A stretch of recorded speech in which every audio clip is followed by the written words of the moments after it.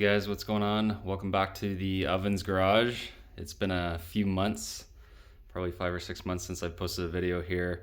I've gone through quite a few life changes here recently, and I've moved to Winnipeg. And one of the big things that I've been doing is finishing this garage and putting a heater in it, insulating it, adding some electrical. So I've been doing quite a bit of work and just really haven't had a chance to take some time and record some videos or do any truck work for that matter. And I'm finally getting back at it here. So I wanted to give you an update on the Webasto in this video. And since I've had a chance to use it now for the past couple weeks, it's been getting pretty cold, even though we're in late October and just early November now. And it's actually been down to about 10 below Celsius, and then with the wind chill even down to 15 below. And the way that I've had the Webasto plumbed originally, in my original video, I'm actually going to be making a change, because what I've noticed now that I've actually been using it in the cold temperatures is when I have the Webasto on for, what I do is I turn it on or I have it on a timer before I go to work, and it runs for about 30 minutes before I leave.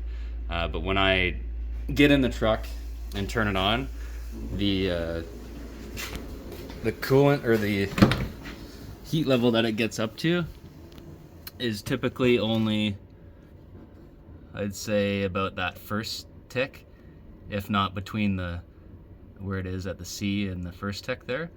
And I think I can get it up a bit higher if I re-plumb it a little bit differently.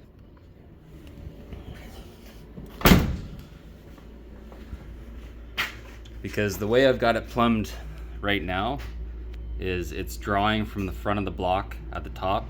It runs in through the Webasto, through the heater core, and then back out.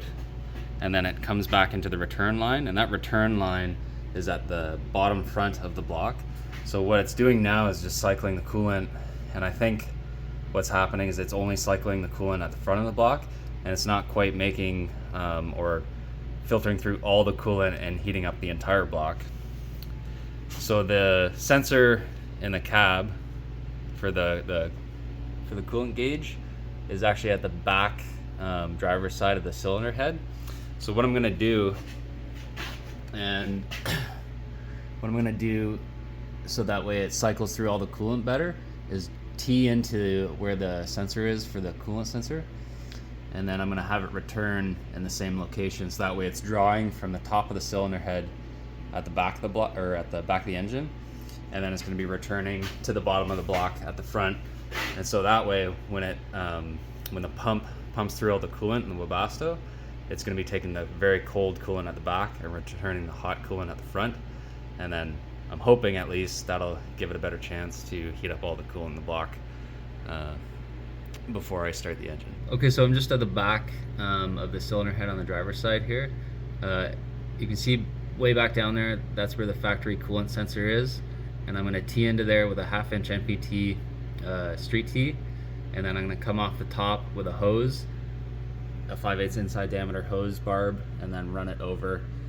And what I'm actually gonna do is I'm gonna take this line off entirely, and then I'm just gonna plug that with a 1/2 inch MPT plug, and then I'll keep the return line where it is. So here, just looking at the fittings real quick, 1/2 inch MPT street tee, and then I'm gonna go off the top of it with a 1/2 inch MPT male to 5/8 inside diameter for the hose barb, and then I've got some extra 5/8 inside diameter heater hose.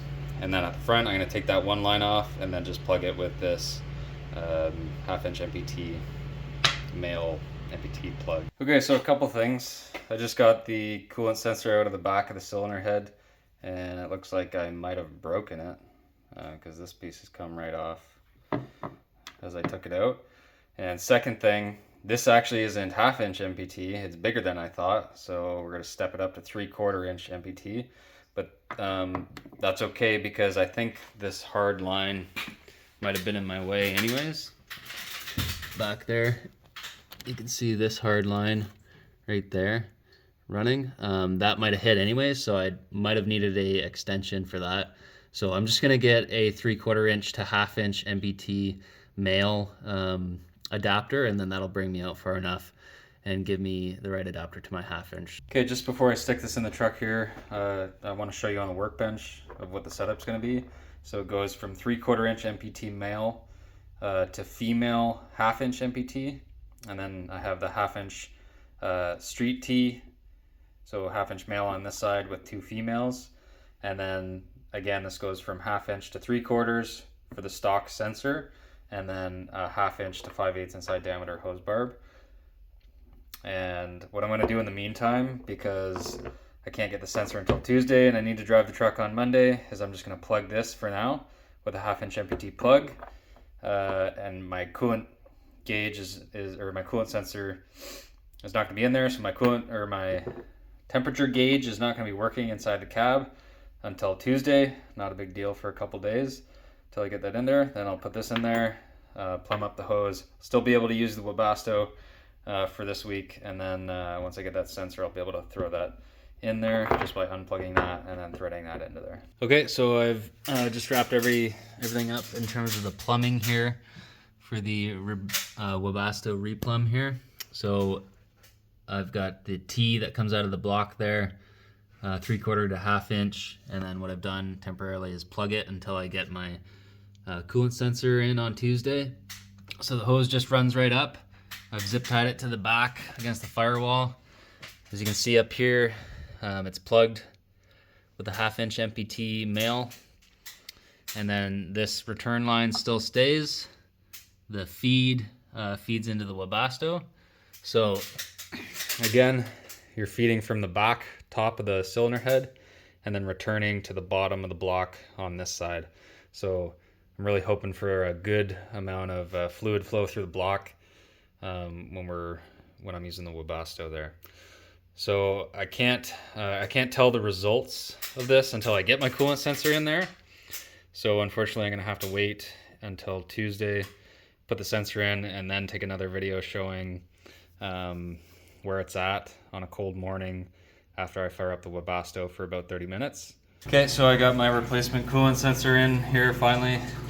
I put it into the adapter, and now I'm just draining my coolant again.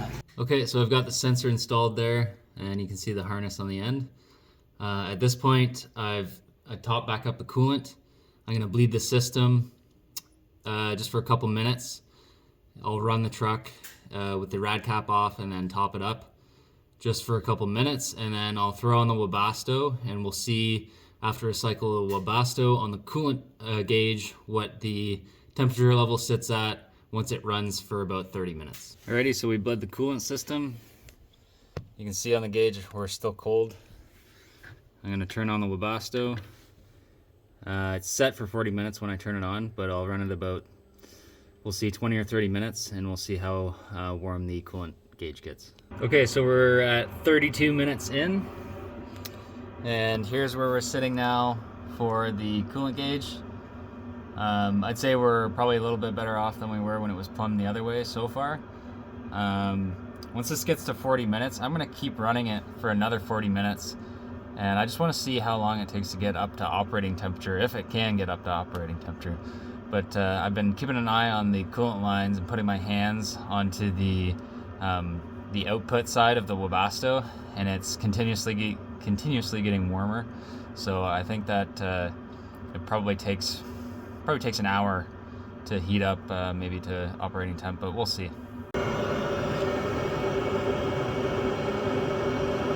So that I can put my hand on, and maybe for 5 seconds this gets really hot.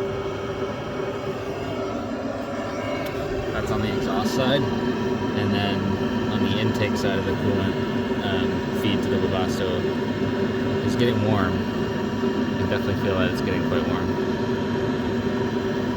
We'll let it run for another 30 minutes, see how hot it gets. So we just finished the 40-minute cycle, and I just turned it on again for another 40 minutes. And here's where we're at after 40 minutes. I'm gonna let it run through another 40-minute cycle, and we'll see where it sits. So we're just nearing the end of the second 40-minute cycle.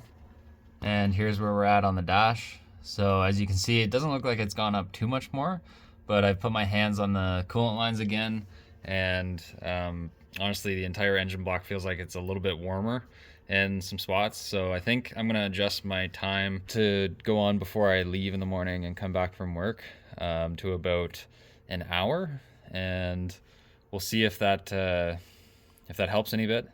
But otherwise, it looks like doing this project overall and re-plumbing from the back, or sorry, from the front to the back of the engine for where it pulls the coolant from is a good idea. So one of the other things that I could do here, when you live in a cold climate like I am here in Winnipeg, I might take a look and see what is in the current thermostat on the block. I believe the stock one is 180 Fahrenheit.